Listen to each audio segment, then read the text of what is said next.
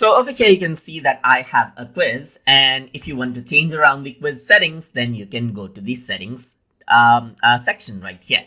Once you go around over here, you can see that make this quiz is on. That's why this is a quiz, which needs to be on in order for you to make this a quiz.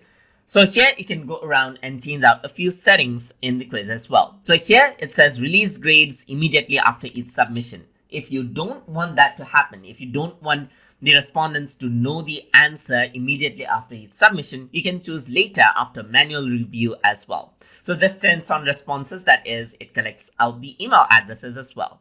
So here it says missed questions. So respondents can see which questions were answered incorrectly. If you don't want them to know, then you can turn this off. Correct answers. Respondents can see correct answers after grades are released. You can also disable this if you don't want them to see it. And point value. It says respondents can see total points and total points received for each question. You can turn this on, off, or turn this on as you wish. So here it says default question point value. Point value for every new question right here. Let's say the default is going to be 2 right here. So every time I create a new question right here, press plus, you can see that it gets awarded with 2 points right here.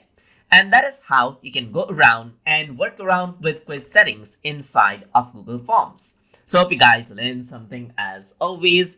And as always, please like, comment, share, and subscribe.